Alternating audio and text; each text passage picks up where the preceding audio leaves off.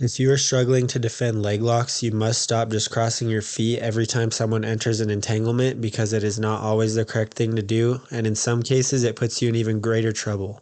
If this is you, don't worry though, because by the end of this video, I can assure you that you will have a basic understanding of leg locking positions and staying safe in those positions. So let's get started.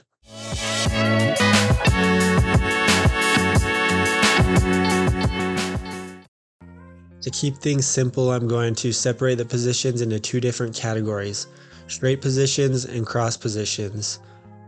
Straight and cross describes which side of the attacker's body that the defender's leg is on.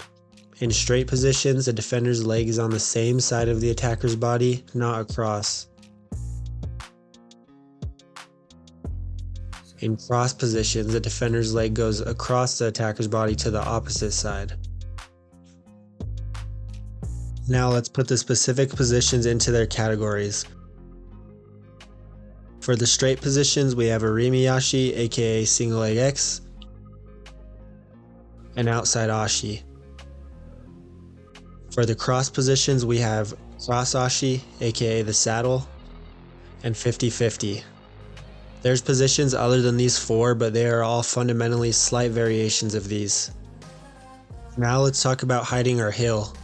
In straight positions, we need to get on the same hip as the leg they are attached to in order to hide our heel. In cross positions, this is opposite, so we need to get on the opposite hip of the leg they are attached to. The whole time we are on either hip, we need to glue the side of our foot to the mat and keep our heel turned into their body.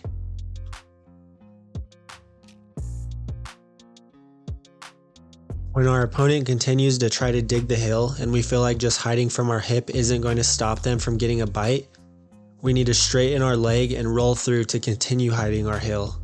This is a very important part of heel hook defense, and if you don't do this, you'll probably get caught in heel hooks very often.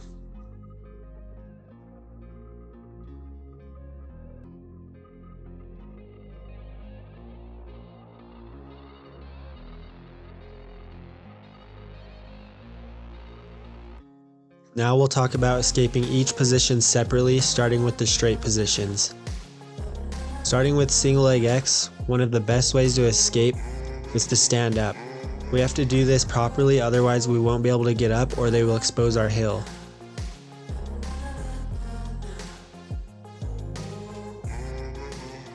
As we are hiding our heel by sitting on our hip, we have to tuck our other foot underneath our butt so it's not in the way of standing up. We also have to keep our knee turned outward so they don't reap the foot and hip across our body and expose the heel. Start to turn your body the other direction slightly so you can stand up. Once you stand, you have to move your head over to the side so you do not get knocked back down to your butt.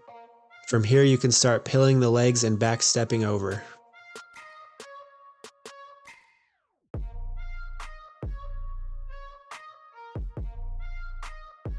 In order to escape outside Ashi, we are going to first work on splitting the legs.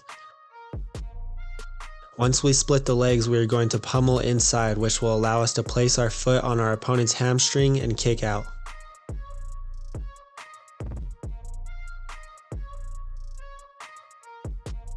Now we'll get into the cross positions. Since this is a cross position, remember we need to hide our heel on our opposite hip. Another thing to note is crossing your feet in this position will expose you to double trouble, so I would advise you to keep your legs separated. In order to escape this position, we need to put a thumb post on our opponent's knee.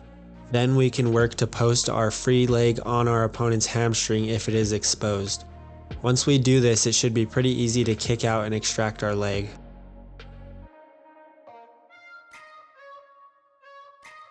If we cannot expose our partner's hamstring and they start digging the heel, we need to initiate a roll through like we talked about earlier. As we roll through, we will look for hamstring exposure with our foot and continue to roll and extract our leg.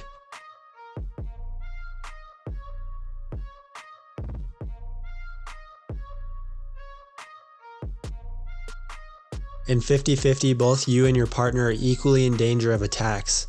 However, someone can gain an advantage by gaining the inside knee position because then their knee will be free from the other person's knee line.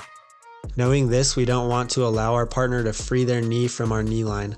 To contain our partner's knee, we're going to take a hand and grab the knee and pull it into our own leg. Once we can ensure they won't free their knee, we can start our escape. We will continue to hide the heel and stand up, keeping our legs separated so they do not roll through our legs and expose our heel. We also kind of want to face away to help stop our partner from spinning through the legs.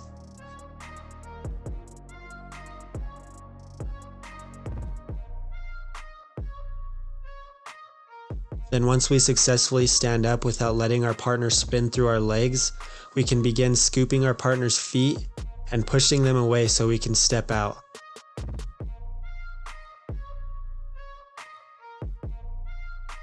Thank you guys for supporting the channel. Make sure to like, comment, and subscribe. See you guys next time. Peace.